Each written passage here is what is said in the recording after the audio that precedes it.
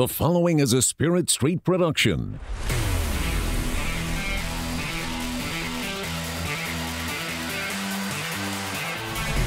You've discovered your link to the Powercat Podcast, presented by Fridge Wholesale Liquor.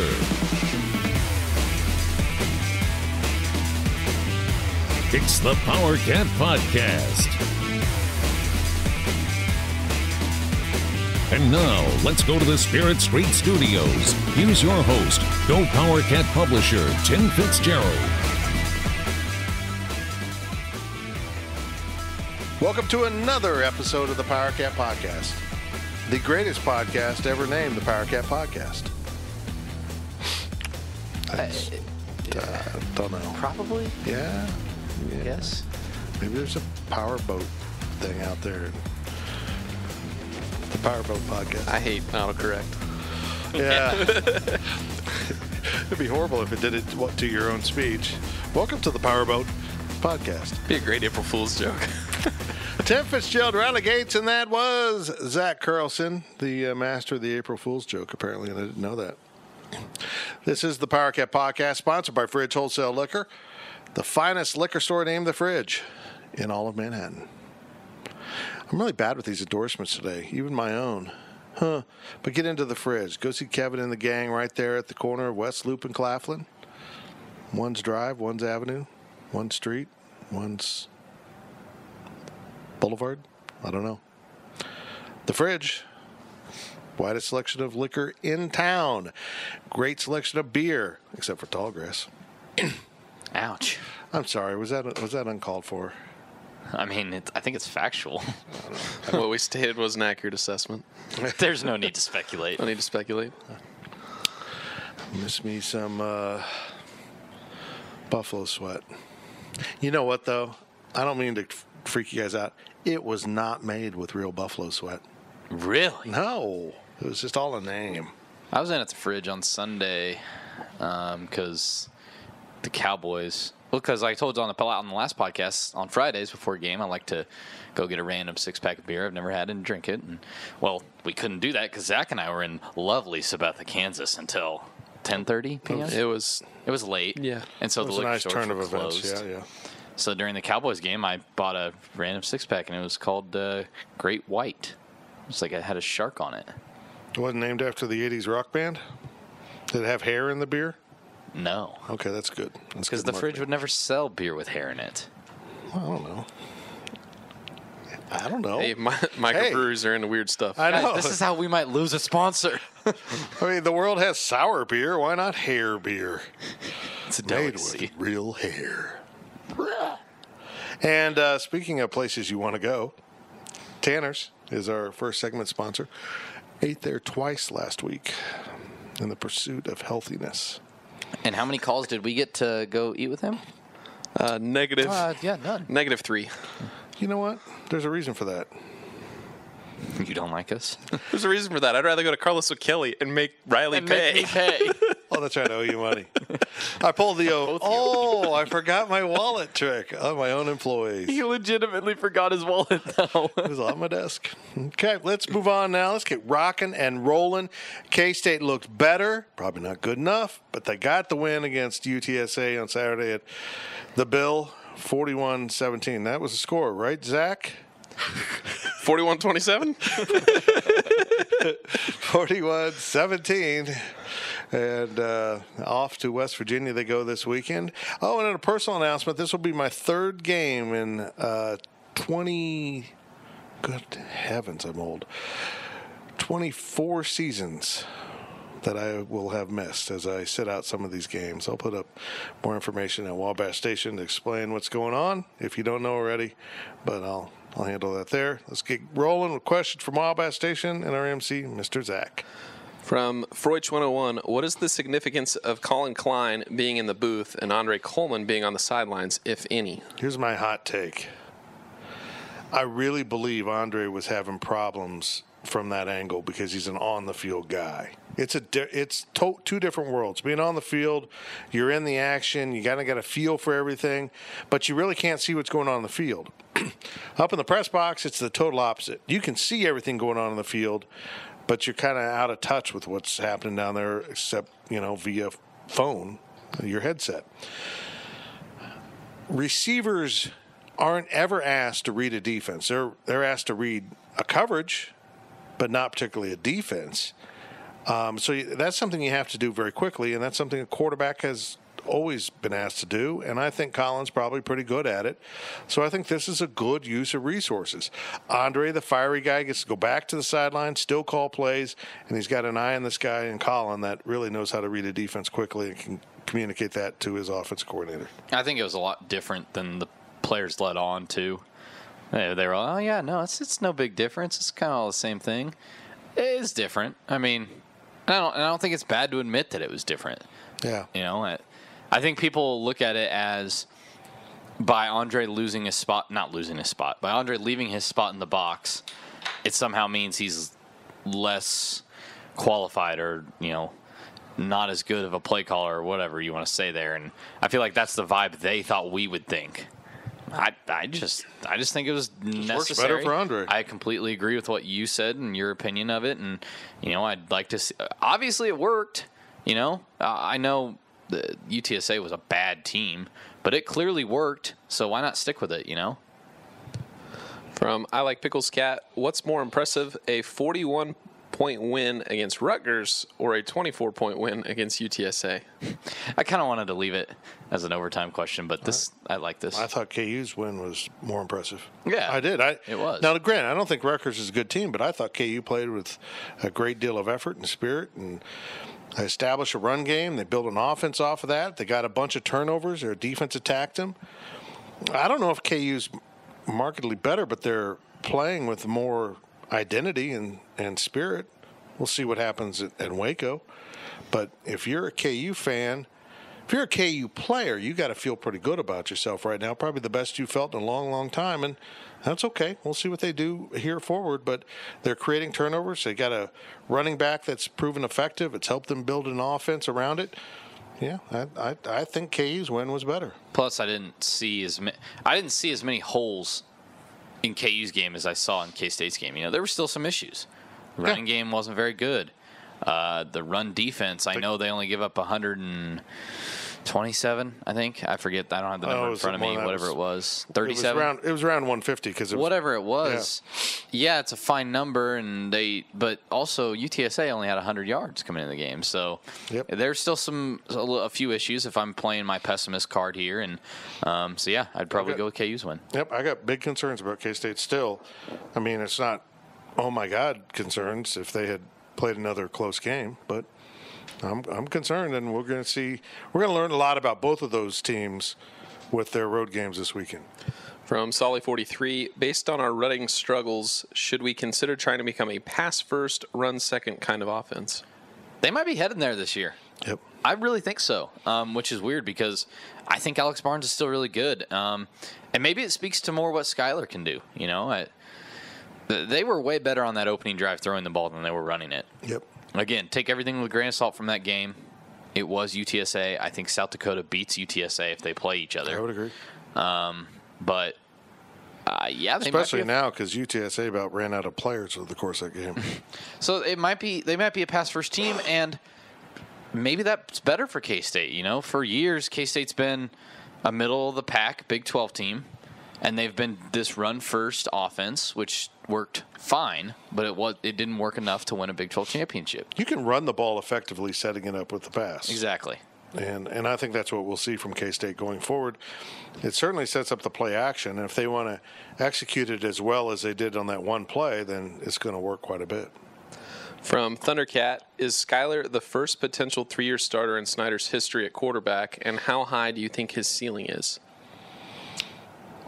Well, ceiling is, I think we saw his ceiling, or how high his ceiling could be last year when he walked into Stillwater and beat the number 10 team in the country as a redshirt freshman. Roberson would fall under the 2001 season where he swapped with Mark Dunn and then 2 more years. But, certainly in the time back, I think he can get really good. I think he is good. It's just he got off to the bad start, and I think he's going to be fine. And he's good enough to build build success around. I know that. I found it notable just how many guys made it a point to say Skylar took charge. That was an occurring theme throughout the post-game press conference on Saturday, and I think that just kind of speaks to, Alex Stelton is the team captain, but that doesn't mean Skylar's not a leader, I think he's a really good leader, and so I'm looking forward to seeing what he does as he kind of, further matures and everything. From West Tejas Cat 50, I think Skylar had 10 carries in the game. What is the sweet spot for quarterback carries in your mind for Skylar to see the end of the season without seeing a cast or a surgeon? I think he had 14. Well, taking into account sacks and plays that aren't initially supposed to be quarterback runs. I'm fine with that.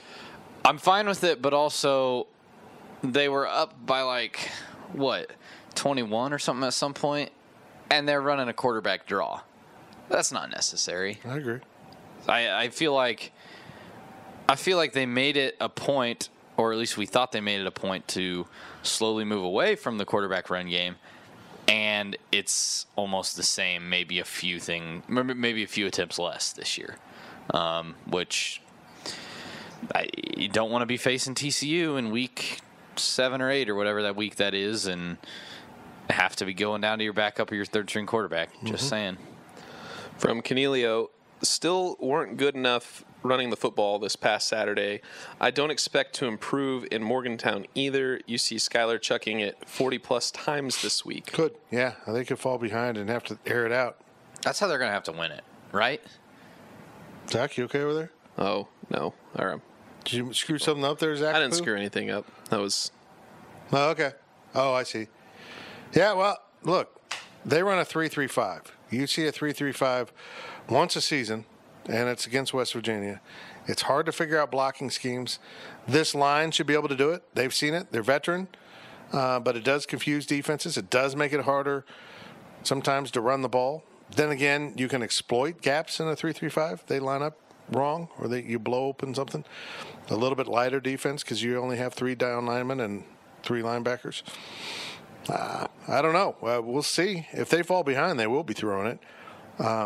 But you know what, guys? I feel like this year they can, if they fall behind, they're capable of catching up with the pass.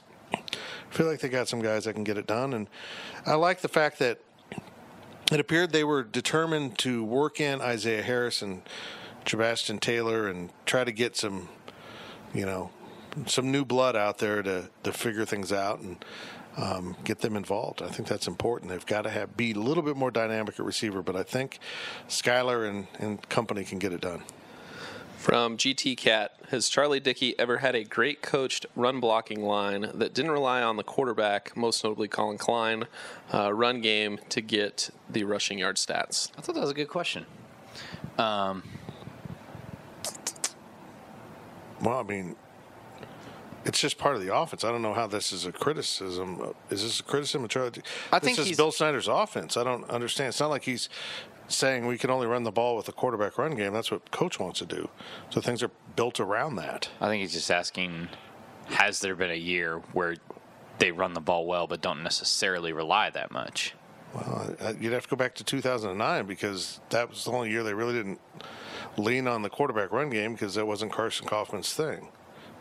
I don't know. I mean, they recruit quarterbacks to run the ball, so it's hard to say. At Utah, hell yeah, they ran the ball at Utah without a quarterback run game. They're pretty damn good. From Thundercat, our receivers seem to be solidifying but lack a game breaker. Can Isaiah Zuber be that guy? I mean, he can with his speed, but Isaiah's small, man. Yeah, I don't know that he's dynamic enough to be a Tyler Lockett. And he's obviously not big enough to be a Byron Pringle. Right. So he's going to be their main guy, but, he's not Quincy Morgan. I think he's a fine receiver. Yeah, I think he's their best guy. I think it's going to be a by committee thing, which I have no problem with. I think in some ways you're better off if you've got Dalton Schoen and Zach Reuters showing some ability. You throw it to your running backs, throw it to your tight end. I'm good. What they need to do is find a way to keep Dalton in that slot instead of, I guess I would need to go back and look at how often they've actually taken him out of the slot, put him, split out like that. But he's so much better out of the slot than he is as that one-on-one receiver, whatever, kind of like where Isaiah was on that catch from Alex. So that's kind of your go-to this year, right? Dalton out of the slot, a play like he caught that touchdown on, or a play like the touchdown against Mississippi State. Until Sebastian Taylor figures his stuff out, you don't really have that go-to guy outside of Dalton. I think Zach Reuter can come up big for some catches along the way, but you're never going to throw to him when you need a big play. You're just going to throw to him when you need a nice 37-yard pass on the opening drive of the game. Yeah, I mean, I don't know. He's made some big catches, but, yeah, he's not going to be your go-to guy. I mean, Zuber's your go-to guy, and how dynamic he is probably less than what you want, but you got to play with what you got, and I think they can spread it around with Zuber as the main guy. He had half the catches, guys. He had 14 completions. He had 7 catches. So I think they're going to target him quite a bit. I think this is a new name here, Mad Dog 2020. Welcome. Well, I like this person. They obviously make good decisions. So far this year, I'm still underwhelmed how Alex Barnes has been playing. It seems like he can only run for 5 yards and then looks to get hit. There's no chance of him getting loose for a big run. Wouldn't it make sense to have Warmack getting more carries, like maybe a 50-50 split? Thank you. Yeah, I don't think I'm so sick of the Marcus is probably going to get mad that I'm calling him out here. So what if you can run over a guy? No, I like it. You're not going anywhere. I'm with if you're though his thought is you're not seeking out contact, but you're not avoiding it. That if you're going to get hit, put your pads into the guy and send a message. Well, I like that. Yeah, I understand that approach, but also he did that one game and it didn't mean anything in the long run. You got to hammer at a defense, but he isn't getting loose. He just isn't. He's just kind of missing something there, and maybe that's a function of the line not quite getting it done. I would like to see Silman and Warmack get a few more. Silman got some carries in meaningless time with the number 2 line. But, yeah, I'd like to see it spread it around a little bit. But they didn't run many plays, guys. I think this is – in the past, I embraced the low play count, manage the clock. I don't think this offense is functioning with that. I don't think they're mentally equipped to be a low play count team. I think they want to get up there and have a little more rhythm and run a few more plays. Now, there comes a time in the game where you might want to slow it down and run the clock, but not from the get-go, man. I think these guys want to go and snap it and get after a defense, and I hope we see them move a little bit more in that direction. I just don't think they're in a rhythm. Last question of the first half. Another unfamiliar name, Sir Wright. Welcome. How did you spell right? W-R-I-G-H-T. So it's a name. Yeah, like the Wright brothers. So it's not like at home when I demand, my wife calls me Sir Wright. That's Not incorrect. correct. Yeah, she never does it. Yeah, why would you say something she never does? Because that's marriage. Oh, okay. Got it. His question is, yeah, sir. Sir's a guy. I can assume. I hope so. Okay. You think we will ever see an under center I formation or offset formation with slams, bucks, and option again? Maybe mix in a play action pitch or sweep. It seems it's hard to run the ball when you get the ball standing still in the shotgun RPO offense we run. You know, when I was growing up, I had a phone that hung on the wall and had a cord on it. That's about the same kind of technology as that offense is right now. I agree with you, Sir Wright. I'd like to see it. I'd like to see a little throwback. But it just isn't used anymore, and I don't quite get it. I don't understand. But it's the nature of football right now. Do we find it, I guess alarming isn't the right word, because we're pretty used to it, 3 games in, and we saw Skyler a lot last year. But is it weird at all that they never are under center? I think it's very strange. Like, I don't understand it. They are completely gone from that. And I know he's not calling by any means. So, was it D. Scott? Someone ran, I don't know, someone put up a highlight of Michael Bishop running the quarterback draw out of the I formation. He goes back and play fakes the fullback, then play fakes the running back. So now he has 2 lead blockers. Goes back like he's going to throw, plants his foot, and follows his blockers into the hole. Now, so he's picked up 2 lead blockers, and people say, well, they do that out of a different formation now with the fullback and running back. But the play fakes and planting his foot like he's going to throw creates that pause, that awkward pause that they ask the quarterbacks to do now while they read the line. It all creates that, but it's with a purpose. The linebackers can't just say the quarterback's waiting to run, let's get there. He still might throw the ball back there, and it still freezes him. I would like to see that in the right occasion, but I just don't know we ever will again. Not with this quarterback. I mean, maybe Alex Delton would run that, but then again, I've been saying on the pregame podcast, I wish they would create a series of plays for Alex Delton to come in and run that would give a defense a different look and the offense a different feel and make it tangible why you switch quarterbacks, because you saw something that the defense is going to give you. I don't know. I'd like to see under center. I don't understand why Bill Snyder, of all people, has gotten away from it, but it is what it is. If I figured if he was going to move away from it, yeah, he still would stick with it a little bit. I don't know. We saw the option for the first time this year. It wasn't even really a true option. It was just kind of a pitch. Maybe they're just trying to save a lot of stuff. We'll see. They better be. I mean, if they are saving stuff and we don't see it on Saturday, like, what? Why? What are you doing here? Or just writing off this game as a loss, and he never says that, but if they go down there and run the same plays, I'm going to keep it off tape for that 2020 team. I guess. I don't know. That's it for the first half of the Powercat Podcast, sponsored by Fridge Wholesale Liquor. Got ahead of myself there. And, of course, that segment is brought to you by our friends at Tanner's. Man, I had a meatloaf the other day. Friday lunch special meatloaf. Oh, meatloaf. It's so good. The Powercat Podcast continues shortly.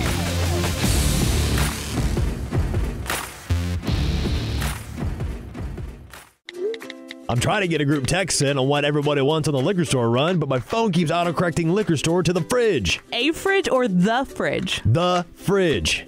It just did it again. Well, the Fridge is more than just a liquor store. The Fridge has over 3,000 wines in stock, the area's largest selection of spirits and craft beers. Plus, they're back-to-back winners of Beverage Dynamics Retailer of the Year. Oh, I get it. Wow. Smartphone. Autocorrect your next liquor store visit to the Fridge Wholesale Liquor, 1150 Westport in Manhattan. Online at fridgeliquor.com.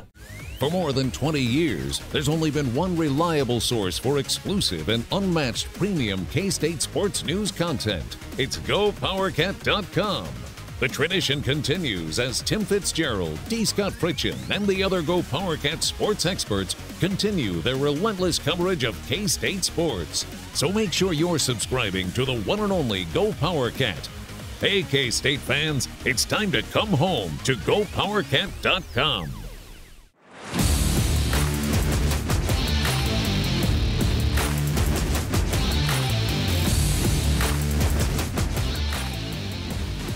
We now return to the Powercat Podcast.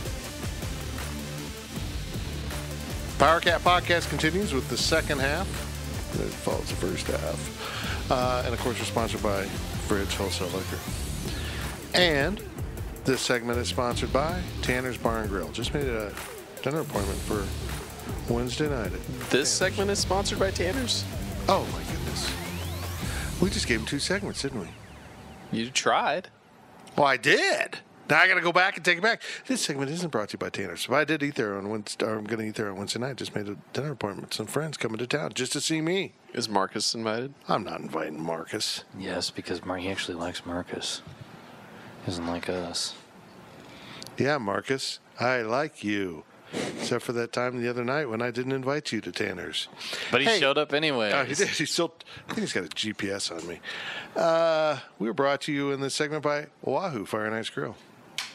Ate there last night with the mother unit was in town with my aunt and uncle. What did we eat? They put me in. They put us in the back room in the big private room. Yeah, I mean, They wanted to isolate me from the other customers. I've been back there too. Nah, they wanted to They didn't Don't want feel me around special. their other customers. Don't feel special. I don't feel special. I feel like they wanted to keep me away from people. It's the big spender room. But it was really good. I had the special. It was half turkey with tiger sauce glaze on it. You ever had tiger sauce there, Tiger? No? No. It's good. When you say half turkey, was it half turkey and something say else? turkey? Chicken. Or, okay. It's like, My God, what's going on with my brain? And that's the Powercat Podcast. Thanks for listening. Fitz has suffered a stroke between halves here. you ate half a turkey. I'm like, oh my goodness. Half a chicken. It was that much food. I had half a turkey, and then I had half a pork. Okay, let's just move on and pretend none of this ever happened, except go to the fridge and go to Wahoo. They're swell. Here we go, Zach. From KSU number 1, the number 2s looked to get absolutely gashed, or was that just me? They were awful. Yeah. They were awful. If this, Stay away from injuries. if you get hurt any more, this is going to be a disastrous season. Snyder loved it, though. He loved it. He got an easy win and still got to be mad. Yep. And he had a reason to be. I felt sorry for Justin Selman. Here, have the football tackle. Here, have the football tackle. Just wasn't fair, man. And then that defense, man. They almost. UTSA almost backdoor covered. That's why I don't gamble on sports. UTSA was like throwing for the end zone to backdoor cover a 21-point spread and make it look like it was a much closer game than it actually was. I was not happy with that. Just stay away from injuries. You get down into that depth too much, Casey, it's going to be in big trouble.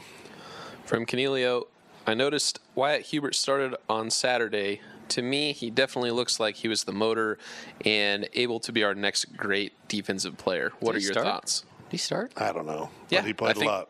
Him and thought Kyle Jordan- Ball were in at one point. I'm pretty sure interior defensive lineman. On the Yeah, I other know series. that. I know that play. Yeah, that's the. I guess I thought Jordan started. That's a but jet maybe package not. on rushing. I don't know, but he's good. I like him. Is he great? Not yet, but he's pretty good. He looks the part, and he seems to make some plays. So they need that on defense. Guys, they have to get a better pass rush, period, end of story. If they go to West Virginia and don't put any pressure on Will Greer, it's just going to be a bloodbath. It's going to be a disaster. Now, it might still be. He might break the pocket and be just as effective, but good Lord, they're not getting enough pressure on quarterbacks. Going back to Wyatt there for a second, I think it's really refreshing to see him be playing this well, because so many times we'll hear things in the off season or throughout the season. This player is really impressing us in his workouts. This player could be really special. And then they get in and they maybe play a few snaps, and you're like, oh, okay, yeah, not really. But he's living up to the hype. I mean, people were talking about him, could he potentially sneak into as a true freshman, which we knew he wouldn't probably do that. But he's certainly impressed, and I think it's really refreshing to have a guy actually live up to that hype, like I said, because it shows that you're not always just being fed a bunch of random stuff. From Wildcat, can you comment on the number of times our defensive line stunts in one direction and linebackers don't fill the gaps they just left? It is quite common with this group. In the same vein, any thoughts about how Seiler seems to want to get upfield when rushing the passer versus keeping them in the pocket like Tom Hayes? There's just a lot of moment. That's a lot of information and a question, by the way. But it just seems like a lot of the times the linebackers, and we've said Sam Seislove a lot, I think, over the last 2 weeks, and rightfully so. I think he's struggled a lot. I just feel like the linebackers end up getting in the wrong place a lot of the times, and I guess I don't know what the credit, what the blame is for that. I feel like they're all pretty well knowledged in the defense. I feel like they've got smart people leading in terms of where they need to be at. And the defensive tackles, I guess I don't, what I'm trying to get at is I don't know where the blame goes, And it's not like they're always out of place, but they're out of place enough at the wrong times to really kind of get hurt on a play. A defense is like a house of cards. If you can't count on the guys to fill their gap and do their job, everything's going to collapse. Because if I can't count on you to be where you're supposed to be, then I'm going to try to be there, but then know who's filling in for me, and it just all falls apart. And I feel like that's what K-State's going through right now. They're not gap sound. They're not taking care of their jobs. And honestly, I think some guys are out of position. Some guys are doing the wrong job on the wrong plays, and you can see them clearly going to do something else that someone else on the team's doing. So someone in there is doing it wrong. Not knowing, being privy to what the calls are, we're not sure who's screwing up, but this defense isn't sound enough, and it will get horribly exposed in Morgantown if it stays that way. I mean, West Virginia is clearly a team that is going to throw the ball. Like, that's going to be their strength. And I still think they might have, 200 rushing yards on this game because this defense has been so out of place. Will Greer might run for a good 80. He might accumulate 600 yards of offense by himself. Yeah, you're right. I mean, come on. From Adam K63. Oh, that jackass. This is not a slam on Sam, but is Sam Sizlove this year's version of Jade Kirby? No, I'd take Jade Kirby. I'd take Jade Kirby first. He is the best option they currently have if Elijah Sullivan is injured. Yeah, I guess. Based on what I saw from the linebackers that came in. Now, look, Justin Hughes might get there. But right now, it's him. Coach Snyder said Elijah Sullivan will play at West Virginia. He's got a shoulder that's going to keep popping out, folks. Marcus Watts seems to be able to identify what injury he's got, and it won't be a sound shoulder for the rest of the year. Sorry, go ahead. Yeah, but hopefully he can stay healthy because K-State needs him out there. I think we should also. I like to tell people when I'm right. Maybe we should eat a little bit of crow as to when we were wrong. Eric Gallen looked not good. No. On the field. No. And we were clamoring. We immediately went, oh, that's why he's not playing. Yeah. It was so baffling. I did not think he could be that far off of where Sam was. But the difference, I guess really the only thing that Sam and Jade have in common is that the defense or the offenses ran right at them. Sam's not going to lead this team in tackles like Jade did, but both were ran at quite a bit by the opposing offense. From Meow Power, thoughts on that full body B slap from Eli Walker? I haven't seen someone punish a ball carrier's face like that since Arthur Brown. Dude, Eli Walker should have been thrown the heck out of that game. I don't agree with that. That was straight up targeting. The guy leaned down into the headgear. He did dip his face mask down into it. So when Eli took off on that beeline, you knew he was hitting him in the head. He didn't, though. Yes, he did. He hit him. Well, he did, but he didn't aim for his head. He put his shoulder into him, and the guy leaned down into Eli's. I definitely would have been reviewing it. Yeah, I was surprised it wasn't reviewed. But my God, did he close fast. It was like, oh, my God.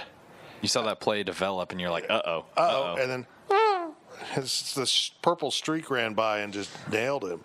Can I make that sound again? But that tickled my lips. But it probably should have been reviewed. But I don't think it was an intentional targeting. Well, maybe not intentional, but you can get tossed for a non-intentional. I mean, it's not. You don't have to be like. I don't think it fit the rule of targeting. I don't. He led with his shoulder, and the guy leaned his headgear down into the tackle. Fair enough. Everybody's entitled to an opinion. No, then mine's right. From Solly 43, how good are West Virginia's defensive backs compared to Mississippi State? I honestly don't know. I mean, it's Tuesday. I don't. Well, and I don't know if necessarily Mississippi State's yes, they were good. Don't get me wrong. This is how I'm going to define this. I think Mississippi State and West Virginia are going to be very comparable in overall quality, but I don't think West Virginia's defense is going to be as intimidating as Mississippi State's. But the offense is a hell of a lot better. Look, the reason the K-State passing game struggled so much against Mississippi State was not because of the defensive backs. It was because Montez Sweat. There was no operating time. And whatever the other one's name is. Simmons. Yeah, I blanked. They were in the backfield like that. I mean, I should probably do that closer to the mic. You're a horrible snapper. I am. I'm better than you are at snapping. I can't whistle either. But no, that's why that. So I wouldn't necessarily put too much weight into the defensive backs, and they do have some guys. I mean, they have a few good defenders, but I don't think it's necessarily to the point where Skyler's going to play as badly as he did against Mississippi State.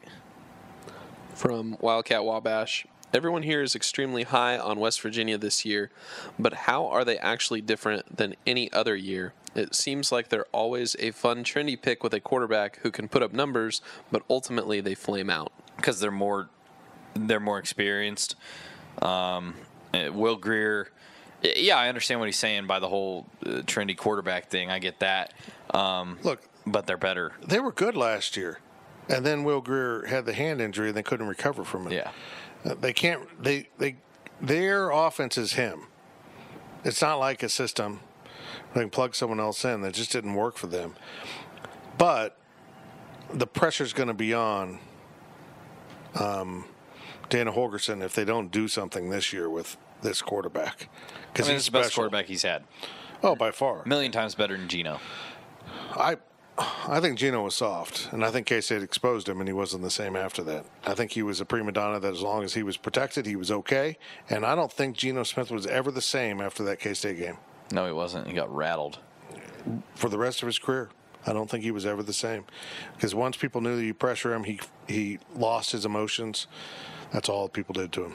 But I also think the defense is better overall. I think their defense is improving. So yeah, I think West Virginia's good. I just, I'm not a big. I think Dana Holgorsen's good, but I don't think he's a great coach. I'm upset that this game got canceled against North Carolina State because NC State had a really good quarterback, and it would have been really interesting to see how they played against a quarterback of his capabilities. I mean, honestly, that's where I was going to do my, really do my homework was on that game. Yeah, game didn't happen.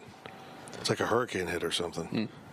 From Freud's 101, does this team make it to 7 wins? If they lose to Texas at home, they will need to pull off a big upset somewhere else. It's kind of funny. I was just discussing this with people at the press conference. They got 3 road games. I don't think they're good. The team I'm seeing now is not going to win at West Virginia, Oklahoma, or TCU. No. Period. Not this team. Maybe they get vastly better, but I think they've got to get vastly better to win those games, or those teams have to really stink it up. I didn't think K-State could win at Oklahoma State last year, and they did it. But Coach Snyder's teams get better. But let's just say they don't. That gets them to 8-4 at the very best. Means you're protecting your home field against the likes of Texas, Oklahoma State. You got Tech and Kansas in here. You should win those games. Okay, so those 4 wins would get you to 6 and gives you Baylor and Iowa State on the road. Man, I'm telling you what, winning all those games, winning most of those games, go. First off, Baylor, come on, let's just chill. The team I'm seeing is not that good. They got throttled by Duke, who had a backup quarterback in. But in fairness, they also had a algebra test, and they lost that horribly. Like, so many people wanted to invest so much into Baylor because of 2 games. Good Lord. Baylor's going to lose to Kansas this week. Mark it down right now. Sharpie. Baylor will lose to Kansas. Sharpie. But it was funny. I did radio this morning, and because I predicted 8-4 at the start of the year. I had them losing to West Virginia, Oklahoma, TCU, and Iowa State, all those road games. And those toss-ups now, the Texas and Oklahoma State, I have them losing to Oklahoma State now. I had that one as a win. Oklahoma State's a lot better than I thought they were. Mm-hmm. Texas, I still feel like they can get Texas. Texas has got to feel good about themselves. Yeah, until they lose this week against Texas Tech. Just TCU. Because that's a TCU. Okay, whoever it was. I'm with you, but I think that Texas game in 2 weeks in Manhattan is absolutely enormous for Kansas State football. Doesn't it seem like the game against Texas is always massive? Yeah. Last year, I think it's what kind of the Vanderbilt game pushed it, and the Texas game broke them. Yep. You go from a 7-win team to a 9-win team. 2 games you should have won. Yeah, I agree. They got a lot of work to do. They got a lot of games in which they could lose that they need to find a way to win. Another new name, Mountain Dew Cat 74. Welcome. Wow. Hi, Mountain Dew Cat. How calm are the waters?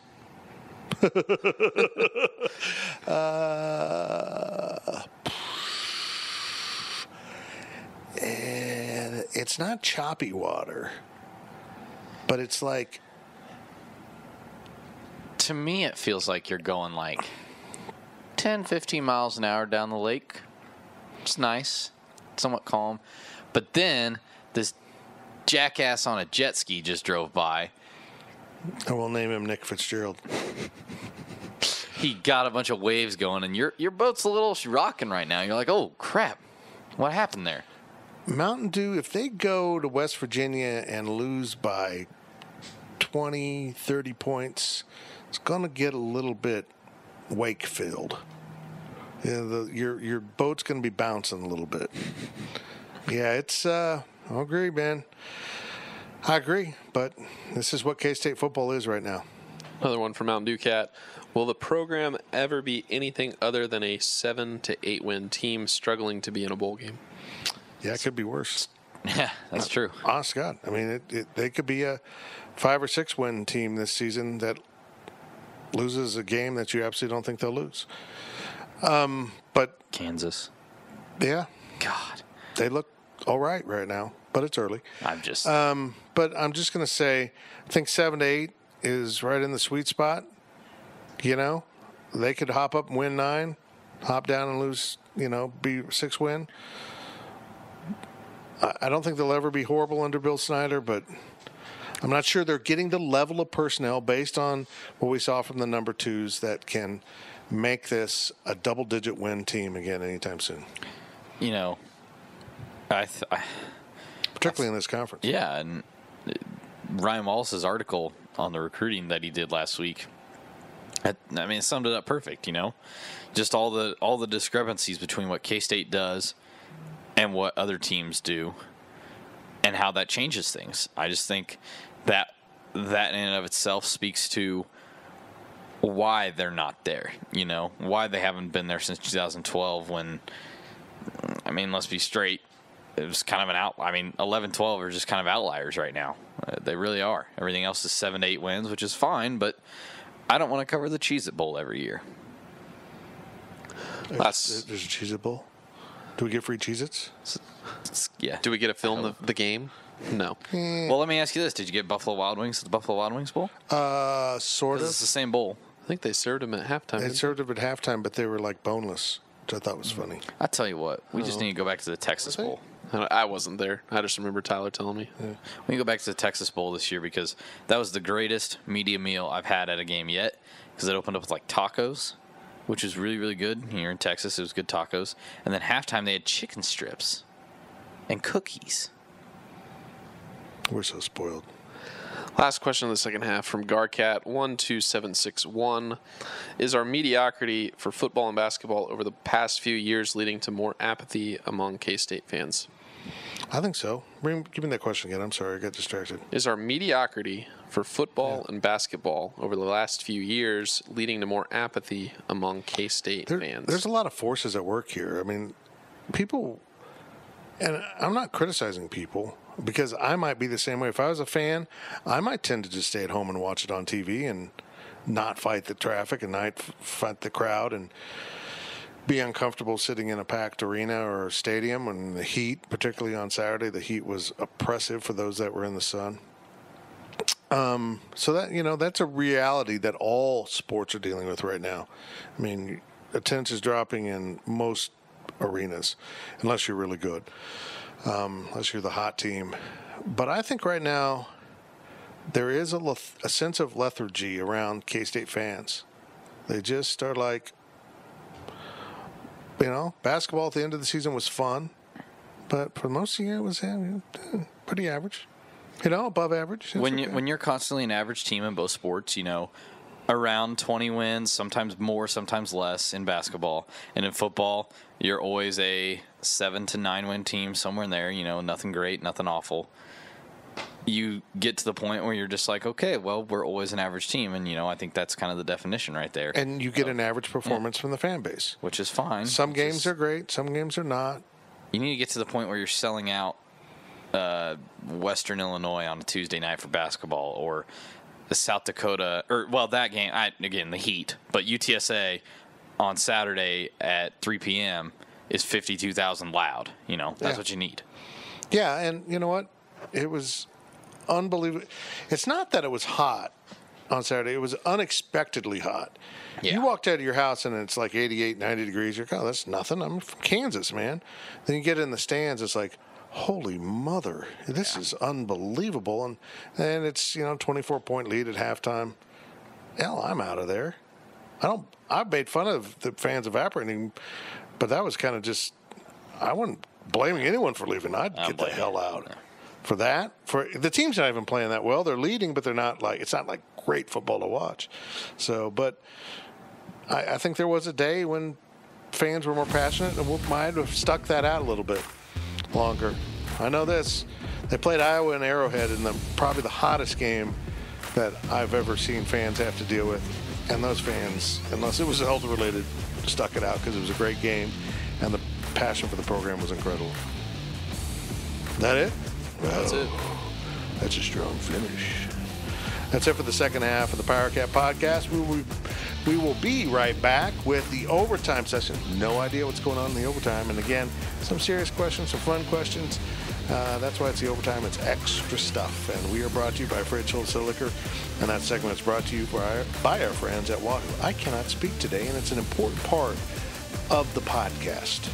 I am far shy of the standards of the Wizard of Pod. The gang will return with more of the Powercat Podcast.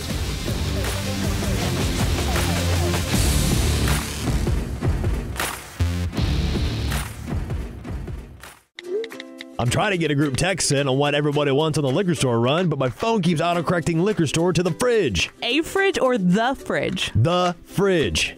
It just did it again. Well, the Fridge is more than just a liquor store. The Fridge has over 3,000 wines in stock, the area's largest selection of spirits and craft beers. Plus, they're back-to-back winners of Beverage Dynamics Retailer of the Year. Oh, I get it. Wow, smartphone. Autocorrect your next liquor store visit to the Fridge Wholesale Liquor, 1150 Westport in Manhattan. Online at fridgeliquor.com.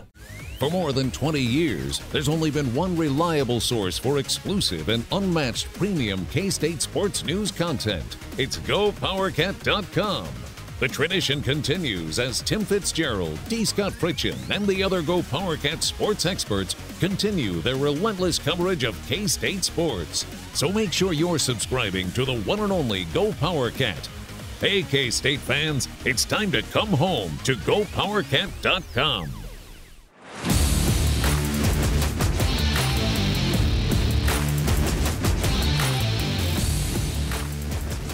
Back to Fitz on the Powercat Podcast, sponsored by Fridge Wholesale Liquor.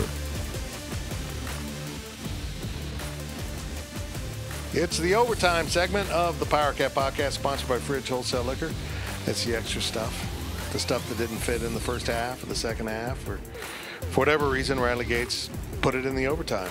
Maybe it's about potato chips. I don't know what the questions are about.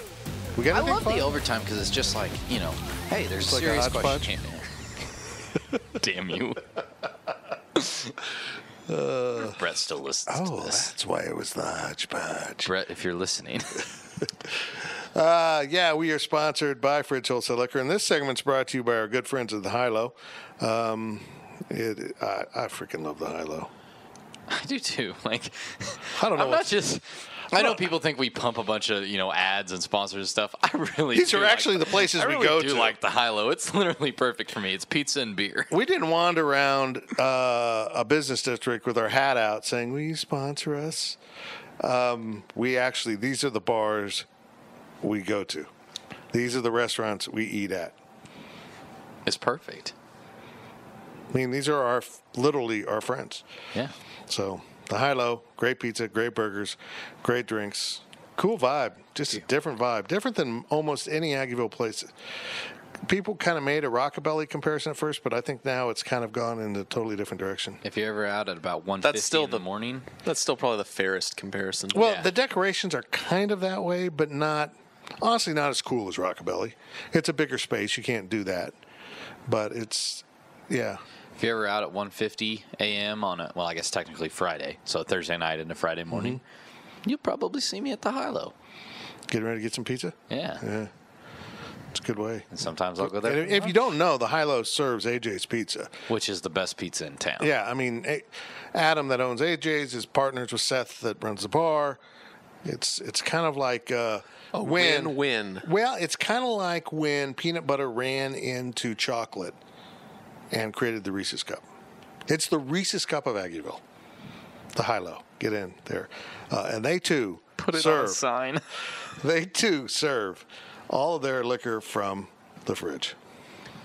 From KSU number 1, how brutal was that sun Saturday? A lot of folks passing judgment on those students. How was it, guys? How was the sun? Yeah, Zach, how was it? How was it? No, I really did feel bad for real. I forgot my credential, and so I had to wait for my roommate to bring it to me. And literally, I stayed in Bramlage the whole time waiting for him. I'm like, why would I stand outside? I got my credential, and from the Bramlage walk to the elevator to get up to the press level, holy crap, I was just dripping in sweat. It was bizarre because temperature-wise, it wasn't that hot, and I didn't realize the humidity was as bad as it was. So It was just this harmonic convergence of a setting sun, laser focusing on the west side. East side. East side. Did I say west earlier? You said west. No, you said east earlier. Well, Earlier in the segment. The side that was sunny. I stayed over there the whole time. Yeah, you do shoot from over there, don't you? I shoot on the visitor side. I shoot on the side opposite the press box, whether or not the visitor is on that side. But at home, that's the visitor sideline because there's usually less people over there. There was nobody over there for that.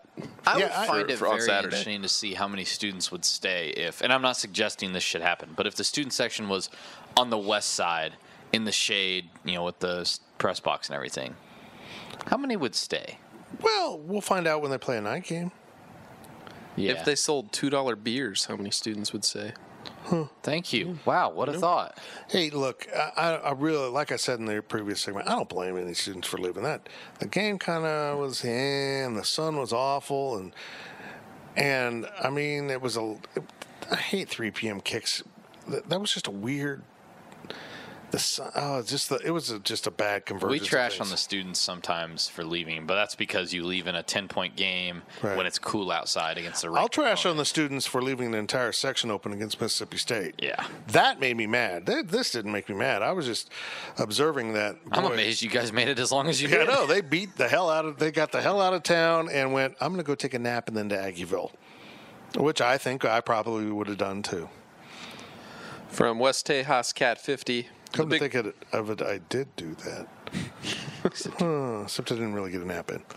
The Big 12 is solid this year. Sure looks to me the bottom half of the conference is better than the last couple of seasons. The top tier is probably the same. Who is the biggest surprise team this year, and who is the next biggest surprise? I think Oklahoma State has a case to be the biggest surprise team. A new quarterback that didn't have hardly any game experience, if any, and a depleted offense all around. And suddenly they look like a really, really good team. I think Texas Tech, I've been really impressed with how Texas Tech hasn't fallen apart, and it further proves that it literally is just a system at Texas Tech. I really thought, Pat Mahomes and Nick Shimanek were kind of up here. And then guys like McLean Carter, these are all lower, but no, they're really not. And McLean's out, and in comes this Allen, what's his last name? Crap. Average. We're going to go with I blanked. Let's go with Alan Crap. I like that name. Hello, I'm Alan. Alan Bowman, that's what Crap. it is. Bowman. But they've both been really impressive, so I kind of am impressed by those two teams. And look, let's. Iowa State is a disappointment. They're 0-2, and they would be 0-3 had their first game not They gotten played all right canceled. against Oklahoma, but they still lost. I know. Look, let's be honest. KU goes to Baylor and wins. They're the biggest surprise in the conference because it's like Frankenstein getting up off the table. The damn thing was dead, and all of a sudden it's stomping around the room. You know what this is? And some people won't like me for this comment. This is K-State basketball. You were almost done. Your head coach was almost gone, and people were getting behind that. They wanted Bruce Weber fired. Mm-hmm. And just as soon as he's out the door, he finds a way to win a bunch of games and earn his job back. This is what David Beatty's doing. This is more severe, but I'm going to be entertained by a 4-win KU team. What they do with David Beatty? They have to keep him. I don't think so. You have to. They've hired a new AD. That means he wins 2 Big 12 games. I know. If he wins 2 Big 12 games, that's why it's going to be entertaining. There's only one team worse than Kansas, and it's Baylor. So that means if they win 2, they beat somebody really good. Kansas football, better than Baylor and less rapey. Buy your season tickets now. Dude, I'm telling you, if they fire him at 4 wins, Zach is not happy with me. Oh, my goodness. Oh, next question. From Cornelio, after the Texas game in a couple weeks, it's Oklahoma State in October, then Kansas and Texas Tech in November. Is this upcoming conference season going to have an odd feel to it? It does to me. There's 10 weeks left in the season, 4 home games. I mean, because there's an off week in the middle of October. I'm sorry. It's fun to be at home for 3 weeks to start the college football season. I love the off week. Yeah. It's fun to be home because you're like, oh, God, football's back. I have so much energy. I love it. I'm at home and we're going to the game. It sucks because now you're on the road all the time. And even one of the road games isn't Kansas this year, which isn't even really a road game. That's really what's weird. I wish they'd swap that out where when KU and K-State were having the 5 road game year, the KU or K-State game was on the road. Yeah. I mean, it's weird. You literally have 5 road games when you could have 4 and the KU game in Lawrence. I'll tell you what the weirdest part I think of the schedule is that by early November, K-State's going to take some lumps. You know, they're going to play Oklahoma State, Oklahoma, TCU, Texas. But then they're going to coast in the last 3 weeks, I think. Kansas and Texas Tech should be wins. Right. Like, regardless, those should be wins. Iowa State, I don't think is going to be I think that this might be a team that realizes they're not as good as they were last year, and they fold. They could be 4 wins at that point and fall apart. But then again, it might be there might be like an iceberg outside. But what if Kansas State folds? What if they have 4 wins by the time they play Oklahoma State? I'm planning my holidays in Vegas. Last time I did that, K-State made it to the Elite Eight. Well, that's your fault. They weren't eliminated yet. I think the schedule looks weird just because you have to go to Oklahoma and then to TCU. If those games were split, if they would have swapped TCU and KU or Texas Tech or whatever, I think it'd look a lot better. Yep, I agree. Next question's from Exhausted Nihilist. If Patrick Mahomes in the NFL is for real, then why do you think Ryan Gosling actually gave up a reasonable acting career to go after his true passion of coaching football at Texas Tech, underqualified and unprepared as he obviously was? I'm sorry, he looks nothing like Ryan Gosling. He's a far more handsome man than Ryan Gosling. He's a strikingly handsome man. There's not an answer to that. I'm sorry. With a beautiful fake watch. He's fantastic. He needs to be an offense coordinator somewhere. Yeah, he does. In the NFL, he's not a head somewhere. coach. He's just not. He can't put all the pieces together. What if he went to like an Oregon? Because if you got a quarterback in that system, Oregon's defense is usually all right. If you had him as an offense coordinator and Jim Leavitt as a defensive coordinator, yeah, that'd be interesting. I don't know about Mario Cristobal, but yeah. From I Like Pickles Cat, Pat Mahomes needs 46 more touchdowns to break Peyton's record. What odds do you need to take that bet? It was 40 more. 46. I mean, 46? what's Peyton's record? It's got to be 56 or 55. He's at 11. He's got 10. 9, 10. He has 10? Yeah. 10, dude, he threw 6 on Sunday. Yeah. God. Look, I think he's going to get really close. I don't think he's going to break it. 6 touchdown games are not going to happen every week, okay? No. Yeah, you don't need 6. He's going to have a game week, though. In a few weeks. One of these times, he's going to have a game where he goes for maybe 1 touchdown and throws 3 interceptions. He's just going to.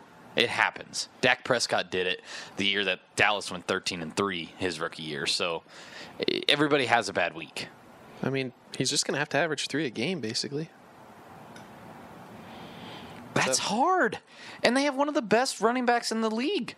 Pass it to him.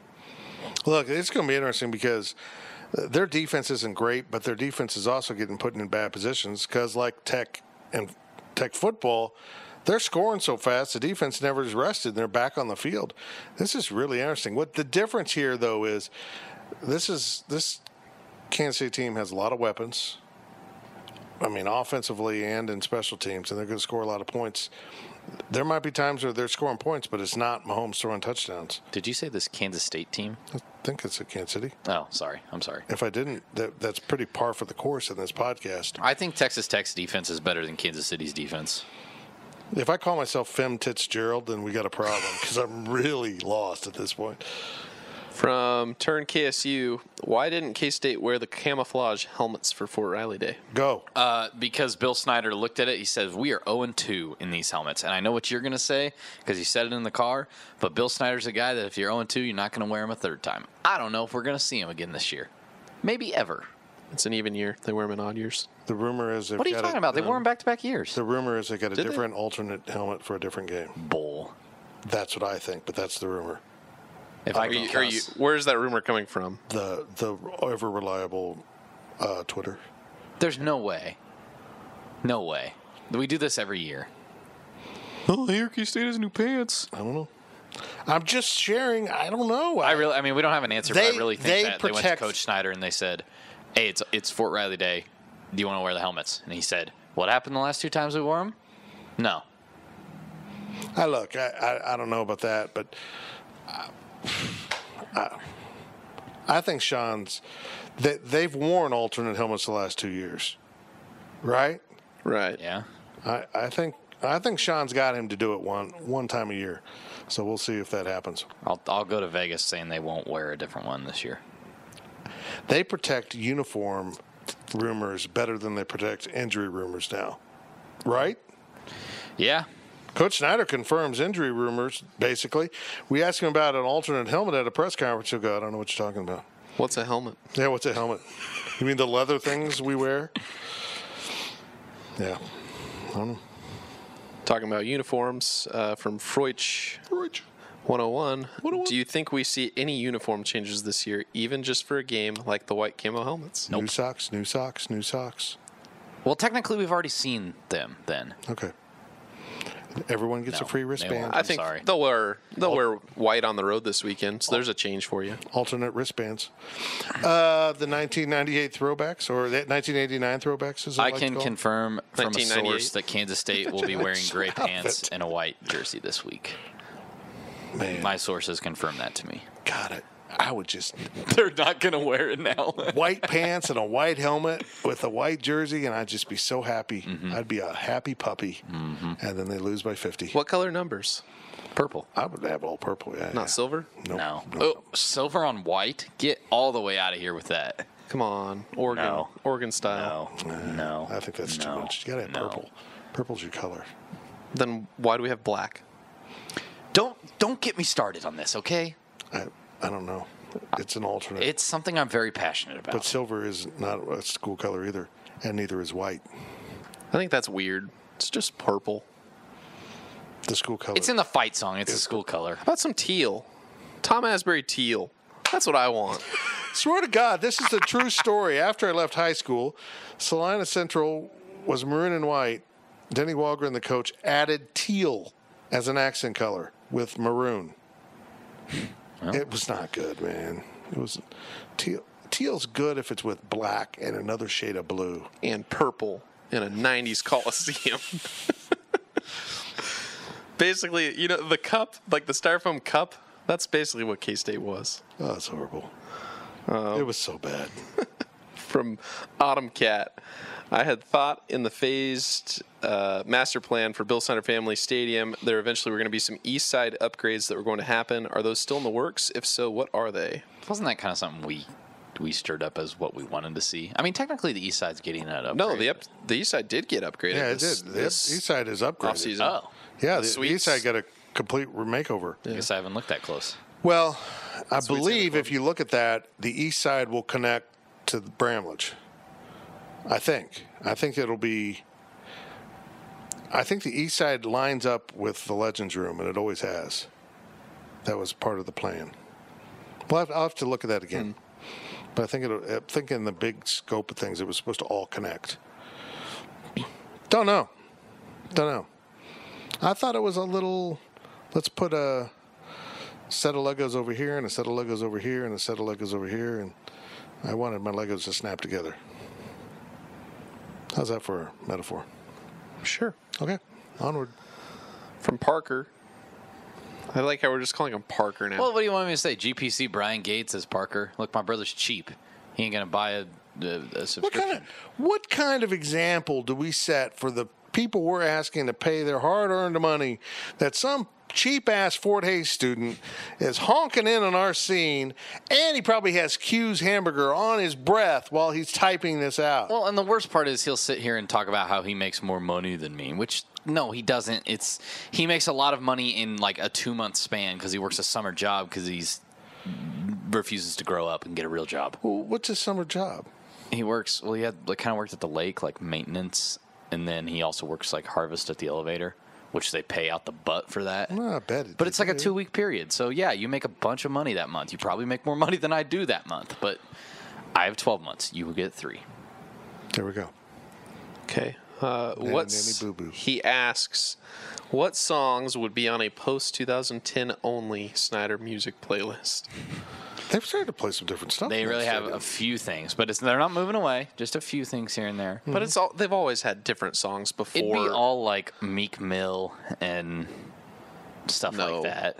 Be like country and like pop songs that were kind of okay. If like you're gonna... think Sunny 102.5 songs. This kickoff's brought to you by Maroon 5. Exactly. Play Animals.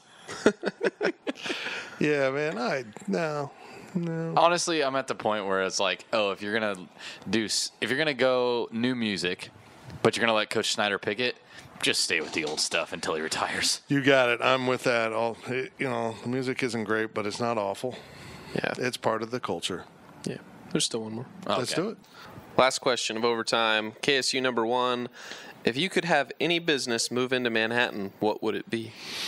We got to take Whataburger out. Ban Whataburger. I mean, it would be. My answer is Whataburger, but like we always talk about Whataburger. People are low key getting mad at us, by the way, because not like us, but like media, because we like Whataburger. Hey, you know what?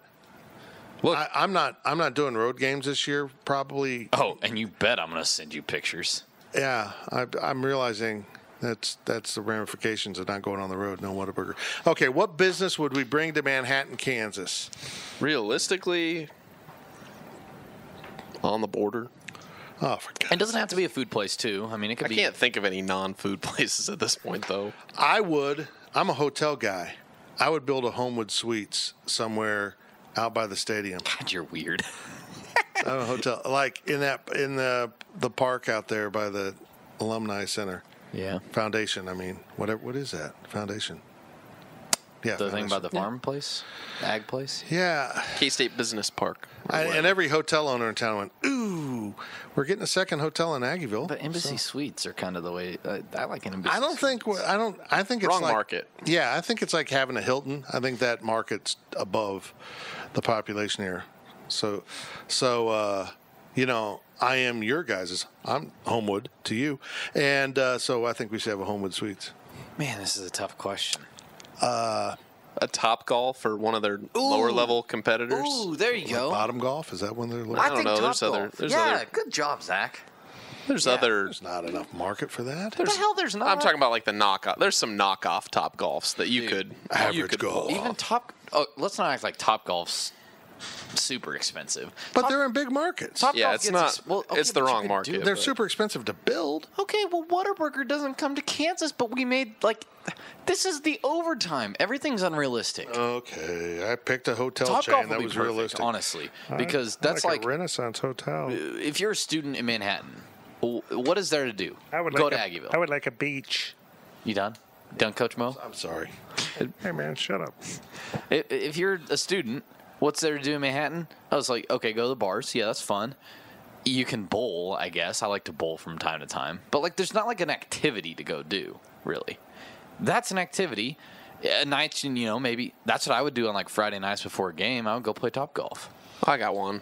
Go. Tear down the Hat and Bushwhackers. I know it's never First been off, Bushwhackers. Call it by its name. When I've been in... I I was just in Dirty Dogs on Saturday night and had a good time. Second off, you take that out of your mouth. The hat is amazing for concerts. What do you want to build over there? A better concert venue. Oh, my goodness. You know what? You could build a decent-sized theater-style place there.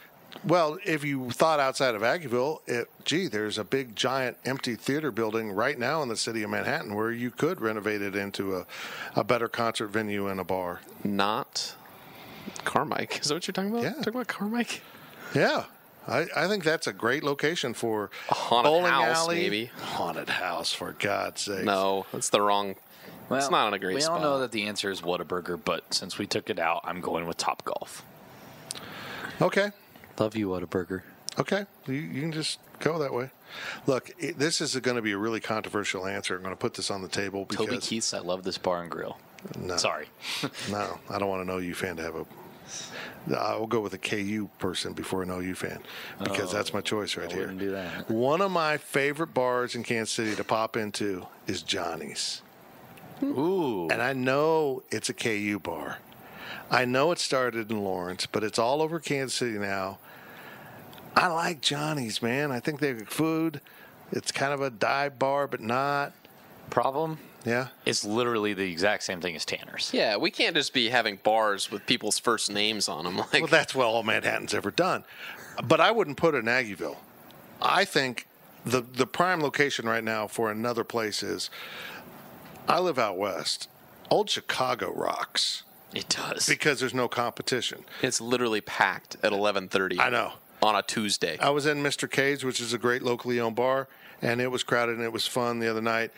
But there's that new shopping center going in at the corner of Scenic and Anderson, where the gas station's going. Oh, yeah. That's going to have a whole business park in there. Think of all the apartments and everything in that area. Just stick a bar in there. You good? You good? Yeah, what do you got? Quick Trip. Sold. Bingo. Over. Done. 7-Eleven. Get out. Get all the way out of here with that. Hold on. Get all the way out of here with that. You're the fan of the roller meat. Oh, I love roller meat. Who Who am I kidding? Who am I kidding? Quick Trip. Absolutely. You know what? Where a perfect Quick Trip would be? There's that gas station that just closed in the floodplain over by the gym and Powercat Grill. The Oppies that was there forever and ever is closed. You know why it's closed? Why? Because it's a terrible location. But no, you build a really nice Quick Trip right there, and people will come. It's kind of like building a ball field in the middle of a cornfield in Iowa. You got roller meat hot dogs, I'll be there. I'll be there. Mediocre egg rolls, like rolls on rollers, I'll be there, man. Taquitos? Taquitos, I don't even know what a taquito is. I'll be there. I like that answer. Good job, Renegades. That's a good way to end the podcast. Good answer. Proud of you. Good answer. I'm proud of you, buddy. Is it on the board? Oh, well, I had fun playing anyways. Golly jeepers, I'm proud of you. The Fitzgerald family has an opportunity to steal. That's it for the Powercat Podcast. We're going to get out of here, and of course, we'll have the pregame podcast ready for you on Friday up on the site as we preview the Cats and the Mountaineers in Morgantown. And we will talk to you next week. This, by the way, of course, Fridge Wholesale Liquor. Get into there when you're in town. Make sure you stop at the Fridge and go see our family at the High Low.